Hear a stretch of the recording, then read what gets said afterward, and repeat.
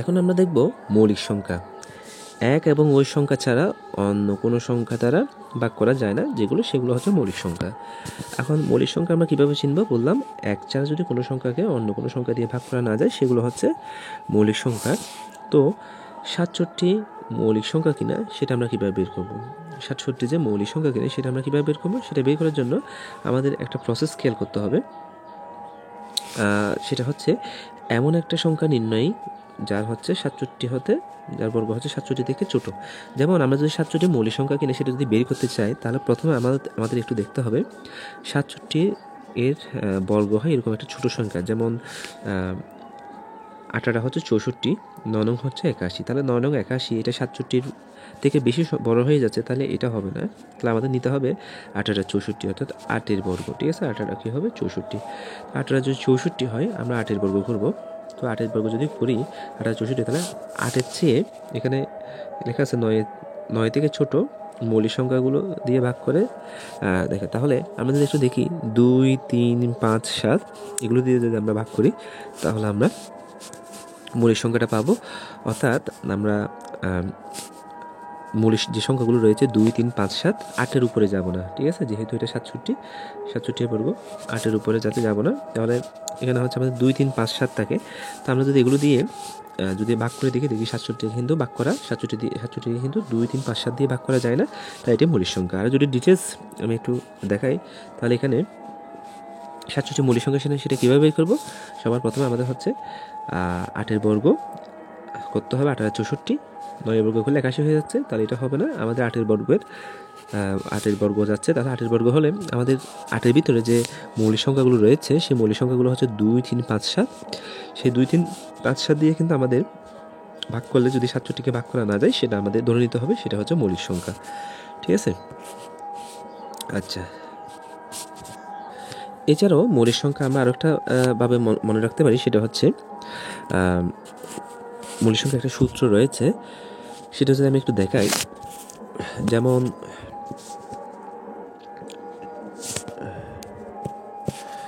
44, 22,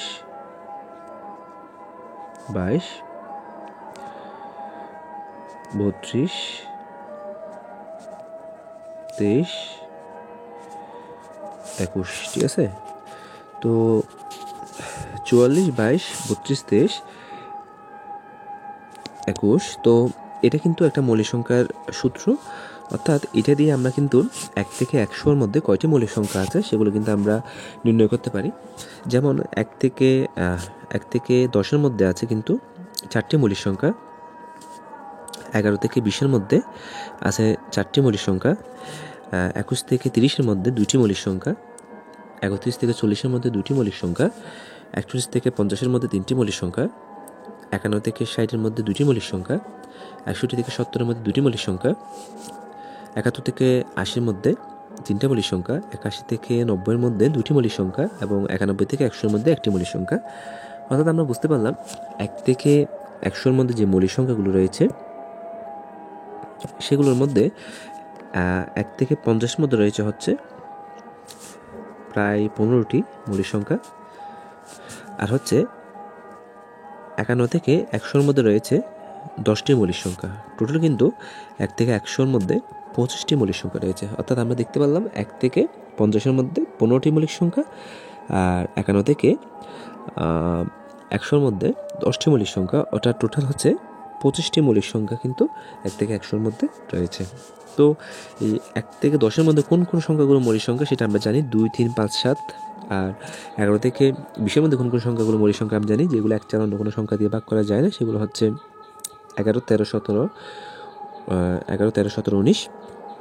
এভাবে করে আমরা মৌলিক সংখ্যাগুলো মুখস্থ রাখতে পারি, অথবা আমরা এই যে টেকনিক আমি এখানে দেখালাম, এভাবে কিন্তু যে কোনো মৌলিক সংখ্যা আমরা চাইলে বের করতে পারি। ধন্যবাদ সকলকে। তাহলে আমরা যদি 1 থেকে 100 পর্যন্ত যে মৌলিক সংখ্যাগুলো রয়েছে সেই মৌলিক সংখ্যাগুলো যদি আমরা একটু দেখি, তাহলে এখানে 2, 3, 5, 7 এবং হচ্ছে 11, 13, 17, 19 এখানে যে মৌলিক সংখ্যা রয়েছে, অর্থাৎ এই যে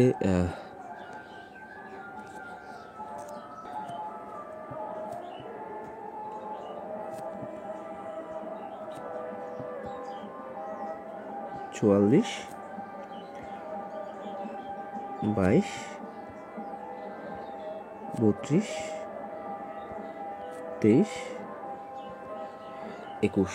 অর্থাৎ 44, 22, 32, 23, 21 মানে হচ্ছে 1 থেকে 10-এর মধ্যে কিন্তু 1 থেকে 10-এর মধ্যে হচ্ছে 4টি, 11 থেকে 20-এর মধ্যে হচ্ছে 4টি, 21 থেকে 30, 31 থেকে 40, 41 থেকে 50, 51 থেকে 60,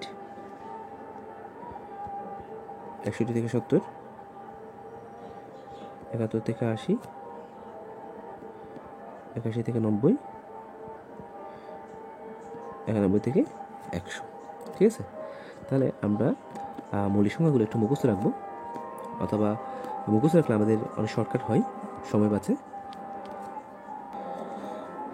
এগুলো হচ্ছে মৌলিক সংখ্যা, প্রাইম নাম্বার 1 থেকে 100 পর্যন্ত। এতক্ষণ আমরা যেগুলো শিখেছি মৌলিক সংখ্যা, তারপর বিভাজ্য সংখ্যা, এই সবগুলোর প্রয়োগ কিন্তু এই মৌলিক সংখ্যা নির্ণয় করার ক্ষেত্রে প্রযোজ্য। আমরা যদি একটু দেখি, এখানে একটা প্রশ্ন রয়েছে, সেটি হচ্ছে নিচের কোনটি মৌলিক সংখ্যা নয় বা কোনটি মৌলিক সংখ্যা না। এখানে 263, 233, 248, 253 4টি সংখ্যা রয়েছে। কোন সংখ্যাটি মৌলিক সংখ্যা নয় সেটি আমরা বের করব। প্রথমত আমরা যে নিয়মটা শিখেছি, 2,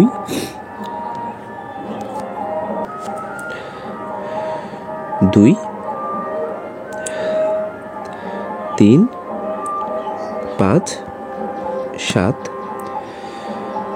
11 এই সংখ্যাগুলো দিয়ে বের করার একটা আমরা সিস্টেম দেখব। তো প্রথম আমরা দেখব সংখ্যাটি 2 এবং 3 দ্বারা বিভাজ্য করা যায় কিনা। প্রথমে দেখব 2 দ্বারা বিভাজ্য করা যায় কিনা। এখানে কোনো সংখ্যাই 2 দ্বারা বিভাজ্য করা যায় না, সেটা আমরা বুঝতে পারি, কারণ হচ্ছে এখানে কোনো সংখ্যাই জোড় সংখ্যা নয়, তাহলে কোনো সংখ্যাই 2 দ্বারা বিভাজ্য নয়। এবার আমরা দেখব কোনো সংখ্যা 3 দ্বারা বিভাজ্য কিনা। তাহলে 3 দ্বারা বিভাজ্য কিনা সেটা বের করার জন্য আমরা দেখব, যেমন 263 যেটা রয়েছে, তো আমরা নিয়মটা জানি যে 3 দ্বারা বিভাজ্য করার নিয়ম জানি, অঙ্কগুলোর যোগফল ভাগ 3। তো অঙ্কগুলোর যোগফল হচ্ছে 11। এখানে 11কে 3 দ্বারা ভাগ করা যায় না। এরপরে পরের সংখ্যাটা হচ্ছে 2, 3, 3, 3, 3, 6, এটা হচ্ছে 7, 8, 8কেও 3 দ্বারা ভাগ করা যায় না। এবার আরেকটা সংখ্যা রয়েছে 2, 4, 1, 2, 4, 1, তো এটা হচ্ছে 6, 7, 7কেও কিন্তু 3 দ্বারা ভাগ করা যায় না। এবার হচ্ছে 2, 5, 3, 5, 3, 8, 9, 10, 10কেও কিন্তু 3 দ্বারা ভাগ করা যায় না। তাহলে আমরা বুঝতে পারলাম 2 দ্বারা ভাগ করা যায় না সংখ্যাগুলো, 3 দ্বারা ভাগ করা যায় না। এরপর আমরা দেখব 5 দ্বারা ভাগ করা যায় কিনা। 5 দ্বারাও ভাগ করা যায় না। কেন বুঝলাম? কারণ আমি 5 দ্বারা ভাগ করার নিয়ম জানি, যে কোনো অঙ্কের শেষে যদি 0 এবং 5 থাকে তাহলে আমরা 5 দ্বারা ভাগ করতে পারি। এখানে শেষ অঙ্কটায় কোনো অঙ্কই 0 এবং 5 নাই। এরপরে আমরা 7 দ্বারা ভাগ করার নিয়মটা একটু দেখব। তো 7 দ্বারা ভাগ করার যদি আমরা নিয়মটা একটু দেখি, 7 দ্বারা ভাগ করার নিয়মটা হচ্ছে, যেমন এখানে 263 রয়েছে, তো এটার শেষ অঙ্ক হচ্ছে 3, 3কে ডাবল করলে আসা হচ্ছে 6, 20, তাহলে এখানে হচ্ছে আমাদের হয়ে যায় 20। তো 20কে কি 7 দিয়ে ভাগ করা যায়? যায় না। এরপরে পরের সংখ্যা আমরা যদি দেখি, 2, 3, 3, এদিকে 3, 3-এর ডাবল হচ্ছে কত? 6, তাহলে এখানে হচ্ছে 17। আচ্ছা, 17কে কি 7 দিয়ে ভাগ করা যায়? যায় না।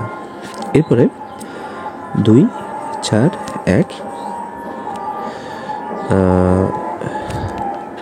1-এর ডবল 2। আচ্ছা, 22কে কি 7 দ্বারা ভাগ করা যায়? যায় না। এরপরে একটা সংখ্যা রয়েছে 2, 5, 3, 3-এর ডবল হচ্ছে 6, তাহলে এখানে 19। আচ্ছা, 19কে কি 7 দ্বারা ভাগ করা যায়? যায় না। তাহলে আমরা বুঝতে পারলাম যে কোনো সংখ্যাকে 7 দ্বারা ভাগ করা যায় না। তাহলে আমরা 2 দ্বারা ভাগ করা যায় না পেয়ে গেছি, 3 দ্বারা ভাগ করা যায় না পেয়ে গেছি, 5 দ্বারা ভাগ করা যায় না পেয়ে গেছি, 7 দ্বারা ভাগ করা যায় না সেটাও পেয়ে গেছি। এখন বাকি আছে আমাদের হচ্ছে 11। এগুলো কিন্তু মৌলিক সংখ্যা। এখানে 2, 3, 5, 7, 11 এগুলো কিন্তু আমাদের মৌলিক সংখ্যা। 13 আছে, এরপরে হচ্ছে 17 আছে, 19 আছে। তো আমরা জাস্ট একটা স্টেপে করে যাচ্ছি, কোন জায়গায় গিয়ে আমরা থামবো আমরা একটু দেখি। এরপরে আমরা 11 দিয়ে করে দেখবো। এখন এই সংখ্যাগুলো 11 দিয়ে ভাগ করা যায় কিনা সেটা আমরা একটু দেখব। 11 দ্বারা ভাগ করার নিয়ম হচ্ছে, তাহলে আমরা 11 দিয়ে ভাগ করার নিয়ম যদি দেখি, এখানে 2, 6, 3। তাহলে এখানে আমাদের এটা হচ্ছে বিজোড়, এটা বিজোড়, 1, 3 বিজোড়। তাহলে এটা হয় 5। আচ্ছা, এরপরে জোড় সংখ্যা হচ্ছে 6। আমরা যদি বিয়োগ করি -1। যদি কেউ এই বিষয়টা না বুঝতে পারেন তাহলে আমার মনে হয় 11 দ্বারা ভাগ করার নিয়ম আমি একটু আগে ভিডিওতে দেখিয়েছিলাম। তো এরপরে আমরা যদি পরেরটা দেখি, আচ্ছা, -1কে -11 দিয়ে -1কে 11 দিয়ে কি ভাগ করা যায়? যায় না। তাহলে এটা সংখ্যাটা ভাগ করা যায় না। এরপরে দেখবো আমরা 2, 3, 3, এটা বিজোড়, এটা বিজোড়। তো 3 2 5, 5 থেকে 3 গেলে 2, 2কে কি 11 দিয়ে ভাগ করা যায়? যায় না। এরপরে সংখ্যা রয়েছে 2, 4, 1। তো 1 আর 2 যোগ করলে হচ্ছে 3। 3 থেকে 4 ভাগ করি, 3 থেকে 4 বিয়োগ করি, এক্ষেত্রে আসে 1। -1কে 11 দিয়ে ভাগ করা যায় না। এবং আরেকটা রয়েছে 2, 5, 3। তো বিজোড় সংখ্যা রয়েছে এখানে 3 আর 2 যোগ করলে 5। এখানে হচ্ছে 3 আর 2 যোগ করলে 5, 5 থেকে 5 গেলে 0। তো 0কে 11 দিয়ে ভাগ করা যায়? অবশ্যই যায়। 0কে 11 দ্বারা ভাগ করলে 0 আসে, 0কে 11 দ্বারা ভাগ করলে 0 আসে। তাহলে আমরা পেয়ে গেলাম এই সংখ্যাটা কিন্তু মৌলিক সংখ্যা নয়। তাহলে আমরা ফাইনাল আউটকামে পেলাম একটা সংখ্যা অনেকক্ষণ পরে, একটা যুদ্ধই বটে। তো এখানে এই 253 সংখ্যাটি হচ্ছে মৌলিক সংখ্যা নয়।